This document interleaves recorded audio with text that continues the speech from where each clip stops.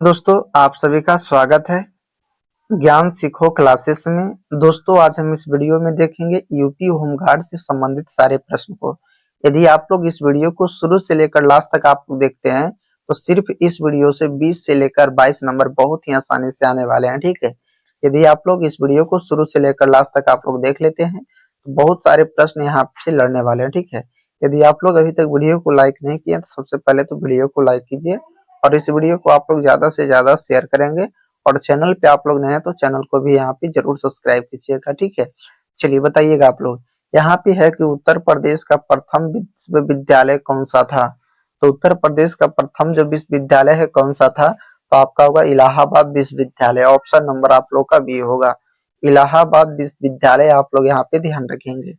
आपका अगला सवाल होगा बीएचयू की स्थापना किसने की थी।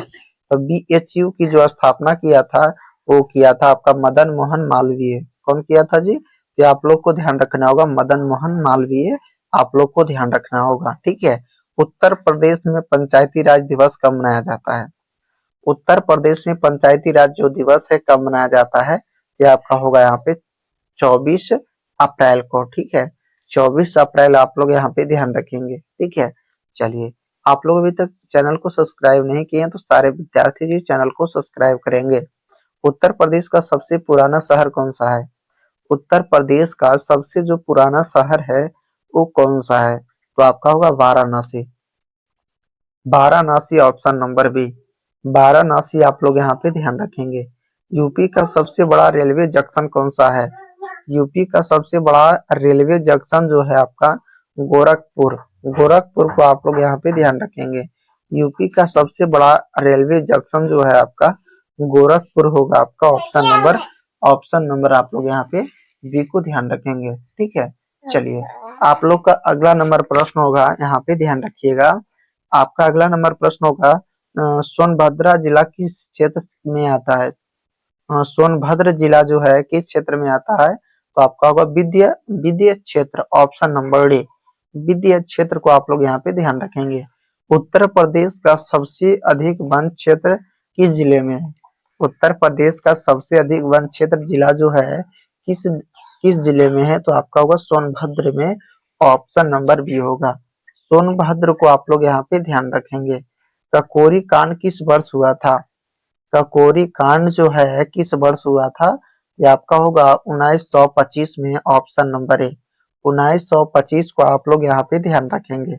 आपका अगला सवाल होगा ककोरी कांड किस जिले में से संबंधित है। ककोरी जो कांड है किस जिले से संबंधित है, ये आपका होगा लखनऊ से। ऑप्शन नंबर बी होगा, लखनऊ को आप लोग यहाँ पे ध्यान रखेंगे।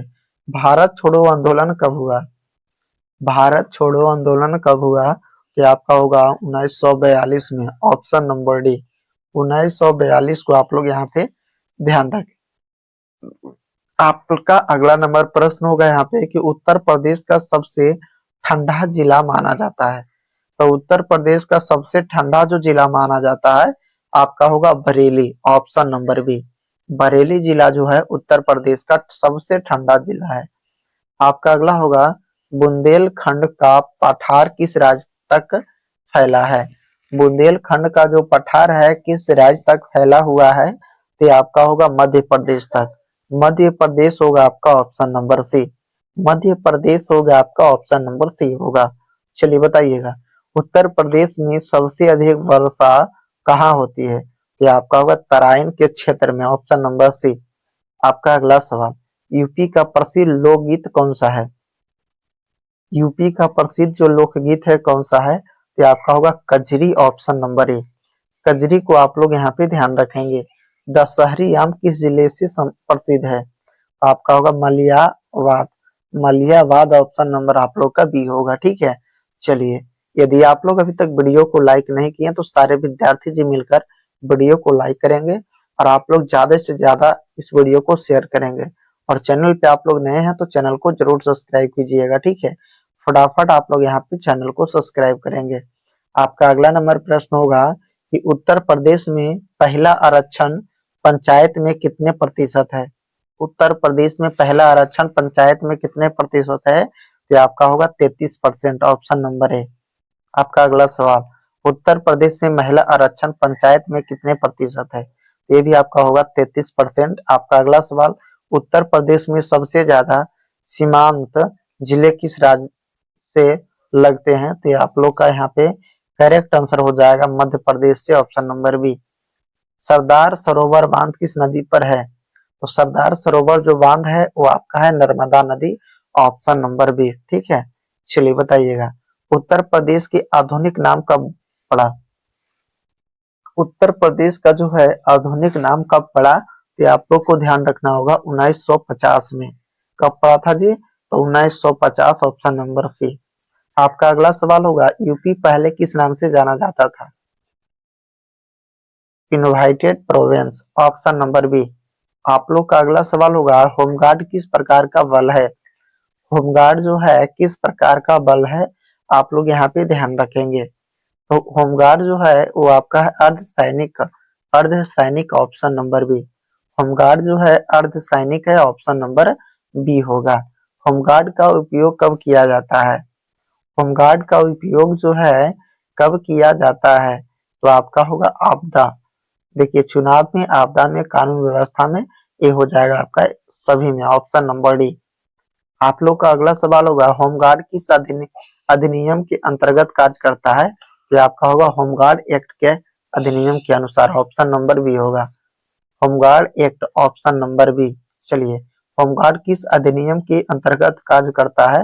ये आपका होगा होमगार्ड एक्ट के, ऑप्शन नंबर बी होगा। ठीक है, चलिए बताइएगा, उत्तर प्रदेश का राज्य चिन्ह क्या है? दो मछली व धनुष, ऑप्शन नंबर बी। आपका अगला सवाल होगा कि अवध के किस नाम ने इमामबाड़ा बनाया था? तो आपका होगा अशफाक छौला, ऑप्शन नंबर ए।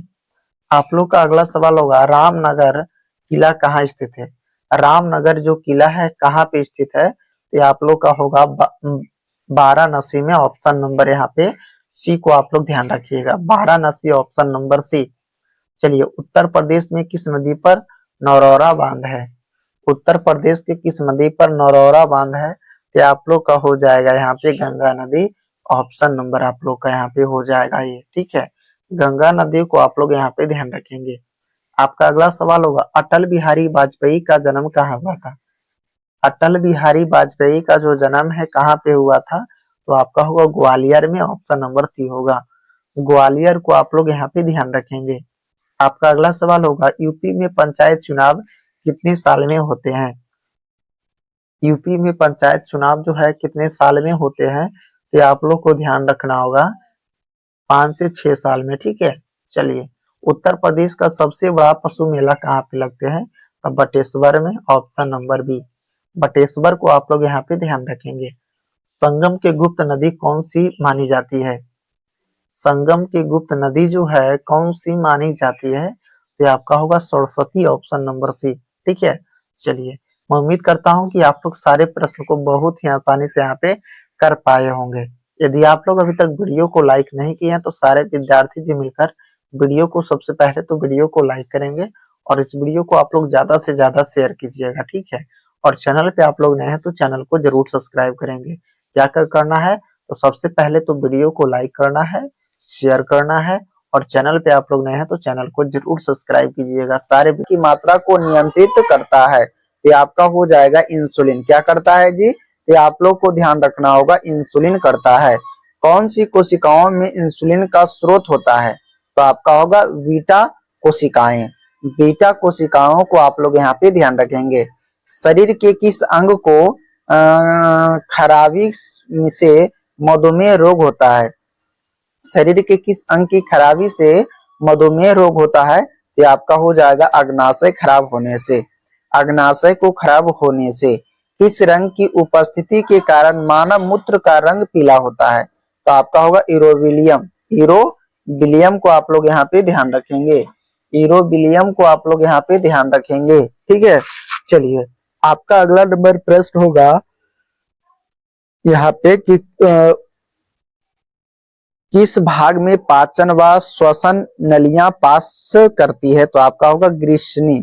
ग्रीष्णी यहाँ पे आप लोग ध्यान रखेंगे। ठीक है, चलिए, आपका अगला सवाल होगा कि आहार में स्वाद का मुख्य उपयोग क्या है?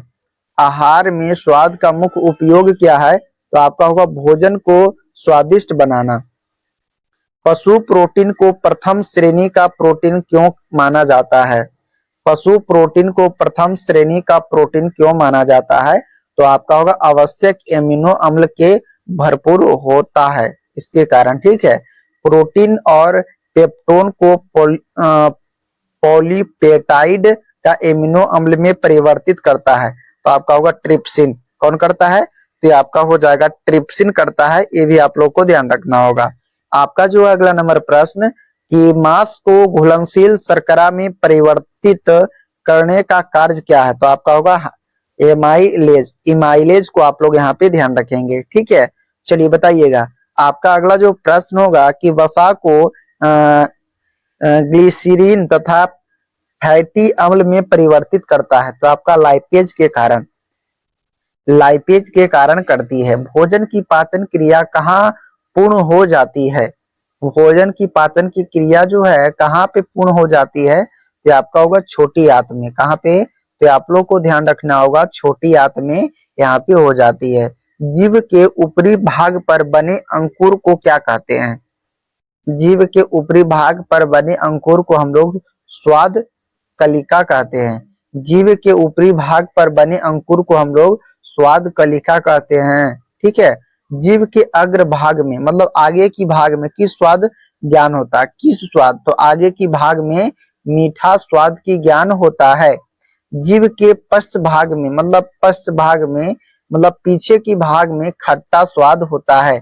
आगे की भाग में मीठा, पीछे की खट्टा। ठीक है, जीव के ऊपरी भाग में जो अंकुर होते हैं उसे हम लोग स्वाद को पता करते हैं। ठीक है, चलिए बताइएगा। जीव के बगल वाले भाग से कैसा स्वाद का आभास होता है? ये आप लोग को ध्यान रखना होगा, खट्टा। ठीक है, खट्टा को आप लोग यहाँ पे ध्यान रखेंगे। खट्टा को आप लोग यहाँ पे ध्यान रखेंगे। आपका अगला जो सवाल होगा द वेरी वेरी इंपॉर्टेंट है, यहाँ पे ध्यान रखेंगे कि मानव शरीर की सबसे कठोर भाग कौन सा है? तो दांत एवं एनामेल। दांत है, दांत का एनामेल को आप लोग यहाँ पे ध्यान रखिएगा। आपका अगला सवाल होगा कि दांत के अध्ययन को क्या कहते हैं? तो दांत के अध्ययन को एंडोंटोलॉजी कहते हैं। क्या कहते हैं? एंडोंटोलॉजी कहते हैं। दांतों की चिकित्सा कहलाती है, तो रूट कैनाल क्रिप्टेन। दांतों में कठोरता किसके कारण होती है? तो आपका होगा कैल्शियम के कारण। मनुष्य में कितने प्रकार के दांत होते हैं? ये आपका होगा 4 प्रकार के, कृतक, रदनकक, अग्रवर्चनक या चवर्णक। ये आपका होता है। मनुष्य में कितने प्रकार के दांत होते हैं? तो आप लोग को ध्यान रखना होगा, 4 प्रकार के दांत होते हैं। ठीक है, चलिए बताइएगा। मनुष्य के दांतों का दंत सूत्र होते हैं, तो 2 1 2 3 2 1 2 3 होता है। ये सूत्र है दांतों का। ठीक है, मनुष्य में इंसाइजन दांतों की कुल संख्या कितनी है? ये आप लोग को ध्यान रखना होगा, 8। ठीक है, चलिए वेरी वेरी इंपॉर्टेंट है। यदि आप लोग अभी तक वीडियो को लाइक नहीं किए तो सारे विद्यार्थी हमारे यहाँ पे वीडियो को फटाफट आप लोग लाइक करेंगे और वीडियो को आप लोग शेयर कीजिए। जितने भी आपके पास दोस्त होंगे सभी के पास इस वीडियो को शेयर करेंगे और चैनल पे आप लोग नए हैं तो चैनल को जरूर सब्सक्राइब करेंगे। ठीक है, चलिए बताइएगा कि मनुष्य के जीवन काल में कितने प्रकार के दांत होते हैं? तो आपका होगा दुग्ध दांत, अस्थायी दांत। दुग्ध दांत और अस्थायी दांत। मनुष्य के जीवन काल में 2 प्रकार के दांत होते हैं। पहला तो दुग्ध दांत जिसे हम लोग दुधवा दांत कहते हैं। ये होता है अस्थायी दांत जो बुढ़ापा तक साथ देता है वो दांत। ठीक है, चलिए दांत के ऊपरी हिस्से या चमकीला भाग कहलाता है, तो आपका होगा इनैमल। इनैमल। ठीक है, मनुष्य के लार में होता है, तो आपका 95% जो है 99% जो आपका जल होता है, 1% जो है आपका एंजाइम होता है मनुष्य के लार में। ये भी आप लोग को ध्यान रखना होगा। लार में पाए जाने वाले एंजाइम है, तो आपका होगा टाइलिन और लाइसोजाइम। लाइसोजाइम। ठीक है, चलिए मानव शरीर की सबसे बड़ी ग्रंथि ये आपका होगा अकृत। क्या है? तो आपका अकृत हो जाएगा। फाइब्रिनोजन नामक प्रोटीन का निर्माण होता है, ये आपका होगा अकृत में होता है। हेपेरिन नामक प्रोटीन का निर्माण होता है, ये भी आपका यकृत में होता है। ठीक है, चलिए बताइएगा आप लोग कि पित्त क्या है। तो पीले हरे रंग क्षारीय रस जिसका पीएच मान 7.7 होता है। मानव शरीर की दूसरी सबसे बड़ी ग्रंथि आपका अग्नाशय। रक्त परिसंचरण की खोज की तिथि विलियम हार्वे जो कि आपका 1680 ईस्वी में किया था। मानव हृदय कितने कोष्ठों में बना होता है। तो मानव का हृदय जो है आपका यहाँ पे 4 कोष्ठों में बना है। कितने कोष्ठों में जी, तो आप लोग को ध्यान रखना होगा, 4 कोष्ठों में बना हुआ है। शरीर में हृदय की ओर रक्त ले जाने वाली रक्त वाहिनी को कहते हैं, तो आपका होगा सीरा। ठीक है, चलिए आपका अगला सवाल होगा कि हृदय में शरीर की ओर रक्त ले जाने वाले रक्त वाहिनी को कहते हैं, तो आपका होगा धमनी। ठीक है, धमनी यहाँ पे आप लोग ध्यान रखिएगा। आप लोग का अगला जो प्रश्न होगा एकदम वेरी वेरी इंपॉर्टेंट है, आप लोग ध्यान रखेंगे। यहाँ पे है कि सीरा में कैसा रक्त प्रवाहित होता है। तो आपका होगा अशुद्ध रक्त। कैसा, तो आपको ध्यान रखना होगा अशुद्ध रक्त। ध्वनि में कैसा रक्त प्रवाहित होता है। तो शुद्ध रक्त, जिसे हम लोग O2 युक्त कहते हैं। ठीक है, मान्यतः मनुष्य का हृदय 1 मिनट में धड़कता है, तो आपका होगा 72 बार धड़कता है। हृदय की मांसपेशियां टू रक्त पहुंचाने वाले वाहिनी को हम लोग क्या कहते हैं। तो आपका होगा कोरोनरी धमनी। कोरोनरी धमनी यहाँ पे आप लोग ध्यान रखेंगे। हृदयाघात होता है, तो आपका होगा कोरोनरी धमनी के जब रोगवक्त होते हैं। ठीक है, चलिए बताइएगा, एकदम वेरी वेरी इंपॉर्टेंट है। सारे प्रश्न जो है आपके एग्जाम के दृष्टि से इंपॉर्टेंट है, सारे विद्यार्थी हमारे ध्यान रखेंगे।